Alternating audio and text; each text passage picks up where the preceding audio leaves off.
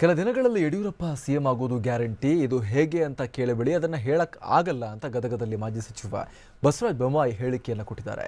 ರಾಜ್ಯದಲ್ಲಿ ಬಿಜೆಪಿ ಸರ್ಕಾರ ಬರುತ್ತೆ ಅನ್ನುವಂಥ ವಿಶ್ವಾಸ ಇತ್ತು. ಬಹುಮತ ಇಲ್ಲದೆ ಹೋಗಿದ್ರಿಂದ ಬಿಜೆಪಿ ಅಧಿಕಾರಕ್ಕೆ ಬರಲಿಲ್ಲ. ಸ್ವಲ್ಪದರಲ್ಲಿ ಮಿಸ್ ಆಯಿತು ನಮಗೆ. ಪಕ್ಷದ ಕಾರ್ಯಕರ್ತರು 8 ತಿಂಗಳಿಂದ ದುಃಖದಲ್ಲಿದ್ದೀರಿ, ಚಿಂತೆ ಮಾಡಬೇಡಿ, ಕೆಲವೇ ದಿನ BSY ಮತ್ತೆ ಸಿಎಂ ಆಗ್ತಾರೆ.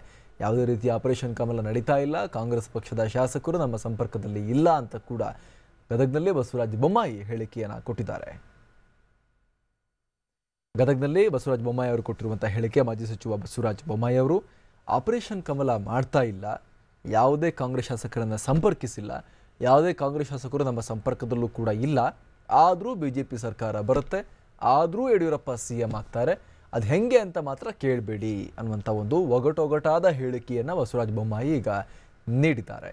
ಬಿಜೆಪಿ ಮತ್ತು ಅಥವಾ JDSನ ಆಡಳಿತ ಪಕ್ಷದ ಶಾಸಕರು ಯಾರೂ ಕೂಡ ಇವ್ರ ಜೊತೆ ಸೇರಿಲ್ಲ ಅಂದರೆ ಅದನ್ಯಾವ ಥರ ಸರ್ಕಾರ ಮಾಡ್ತಾರೆ ಇವರು ಅನ್ನೋದನ್ನು ಬಸವರಾಜ ಬೊಮ್ಮಾಯಿ ಅವರೇ ಹೇಳಬೇಕು.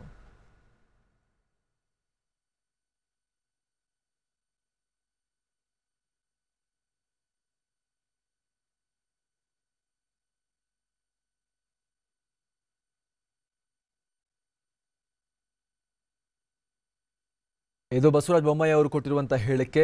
ಗದಗನಲ್ಲಿ ಶೀಘ್ರದಲ್ಲೇ BSY ಮತ್ತೆ ಸಿಎಂ ಆಗ್ತಾರೆ ಅನ್ನುವಂಥ ಹೇಳಿಕೆಯನ್ನು ಬಸವರಾಜ ಬೊಮ್ಮಾಯಿ ಅವರು ನೀಡಿದ್ದಾರೆ. ಆದರೆ ಅದು ಹೇಗಾಗ್ತಾರೆ ಅನ್ನುವಂಥ ಮಾತನ್ನು ಹೇಳೋಕ್ಕಾಗಲ್ಲ, ಅದನ್ನು ಕೇಳಬೇಡಿ ಅನ್ನುವಂಥದ್ದನ್ನು ಕೂಡ ಬಸವರಾಜ ಬೊಮ್ಮಾಯಿ ಹೇಳಿದ್ದಾರೆ. ಈ ಮೂಲಕ BJP ಒಳಗೊಳಗೆ ಆಟ ಆಡ್ತಿರೋದನ್ನು ಇಲ್ಲಿ ಬಸವರಾಜ ಬೊಮ್ಮಾಯಿ ಒಪ್ಕೊಂಡಿದ್ದಾರೆ. ಕಳೆದ 6-7 ತಿಂಗಳಿಂದ BJPಯ ಕಾರ್ಯಕರ್ತರುಗಳು ದುಃಖದಲ್ಲಿದ್ದೀರಿ, ಸ್ವಲ್ಪದರಲ್ಲಿ ಅಧಿಕಾರ ಮಿಸ್ ಆಯಿತು, ಅತಿ ದೊಡ್ಡ ಪಕ್ಷ ಆದರೂ ಕೂಡ ಈಗ ಅದೆಲ್ಲ ದುಃಖ ಕಳೆದುಕೊಳ್ಳುವಂಥ ಸಮಯ ಬಂದಿದೆ, ಕೆಲವೇ ದಿನಗಳು ಅನ್ನುವಂಥ ಹೇಳಿಕೆಯನ್ನು ಬಸವರಾಜ ಬೊಮ್ಮಾಯಿ ನೀಡಿದ್ದಾರೆ. ಬನ್ನಿ ಹಾಗಾದರೆ ಬಸವರಾಜ ಬೊಮ್ಮಾಯಿ ಏನು ಹೇಳಿದ್ದಾರೆ, ಅವರ ಹೇಳಿಕೆಯನ್ನು ನೋಡ್ಕೊಂಬರೋಣ. ನಾವು ಮುಂದಿನ ದಿನಮಾನಗಳಲ್ಲಿ ಭಾರತೀಯ ಜನತಾ ಪಕ್ಷ ಸರ್ಕಾರ ಮಾಡತೈತೆ ಇಲ್ಲ ಅನ್ನುವಂಥದ್ದನ್ನು ನಾನು ಒಂದೇ ಮಾತನ್ನು ಹೇಳ್ತೇನೆ. ಈಗೇನು ಆಯ್ಕೆ ಮಾಡಿದಿರಿ ಈ ಚುನಾವಣೆ ವಿಧಾನಸಭೆಯಲ್ಲಿ, ಇದೇ ವಿಧಾನಸಭೆಯ ಚುನಾವಣೆಯಲ್ಲಿ ಕೆಲವು ದಿನಗಳಲ್ಲಿ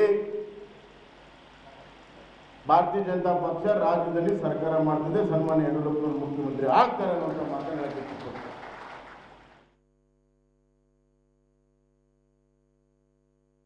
ಯಾವುದು ಆಪರೇಷನ್ ಕಮಲ ಅಂತೇನಿಲ್ಲ. ಇಲ್ಲಿ ಏನಾದರೂ ನಡೀತಾ ಇದ್ದರೆ ಕಾಂಗ್ರೆಸ್ ಪಾರ್ಟಿ ಒಳಗಡೆ ಆಪರೇಷನ್ ನಡೀತಾ ಇದೆ. ಕಾಂಗ್ರೆಸ್ ಪಾರ್ಟಿಯಲ್ಲಿ ಸಂಘರ್ಷ ಪ್ರಾರಂಭ ಆಗಿದೆ. ಹಳೆ ಕಾಂಗ್ರೆಸ್ಸಿಗರು ಹೊಸ ಕಾಂಗ್ರೆಸ್ಸಲ್ಲಿ ಸಂಘರ್ಷ ಪ್ರಾರಂಭ ಆಗಿದೆ. ಹೀಗಾಗಿ ಒಂದು ಅಸ್ಥಿರತೆ ಇವತ್ತು ರಾಜ್ಯ ಸರ್ಕಾರದಲ್ಲಿ ಕ್ರಿಯೇಟ್ ಆಗಿದ್ದು ಕಾಂಗ್ರೆಸ್ ಪಕ್ಷದ ರಾಜಕಾರಣದಿಂದ. ಅದನ್ನೇ ಮುಖ್ಯಮಂತ್ರಿಗಳು ಕೂಡ ಹೇಳ್ತಾ ಇರುವಂಥದ್ದು. ಇಲ್ಲ BJP ಸಂಪರ್ಕದಾಗ ಯಾರೂ ಇಲ್ಲ. ಆದರೆ ಕಾಂಗ್ರೆಸ್ಸಿನ ಶಾಸಕರಿರೋದ್ರಿಂದ ಕಾಂಗ್ರೆಸ್ಸಿನ CLP ನಾಯಕ ಸಿದ್ದರಾಮಯ್ಯವ್ರು ಹೇಳಬೇಕು ಅದ್ರ ಬಗ್ಗೆ, ನಾವಲ್ಲ. ಈ ಸರ್ಕಾರ ಯಾವಾಗ ಪತನ ಆಕತ್ತೆ ಅಂತ ಸಿದ್ದರಾಮಯ್ಯನವ್ರಿಗೆ ಗೊತ್ತಿದೆ. ಯಾವಾಗ ಪತನ ಆಗುತ್ತೆ ಅನ್ನುವಂಥದ್ದು ಯಾರಾದರೂ ನಿಖರವಾಗಿ ಯಾರಿಗಾದರೂ ಇದ್ದರೆ ಅದು ಸಿದ್ದರಾಮಯ್ಯವ್ರಿಗೆ ಗೊತ್ತಿದೆ.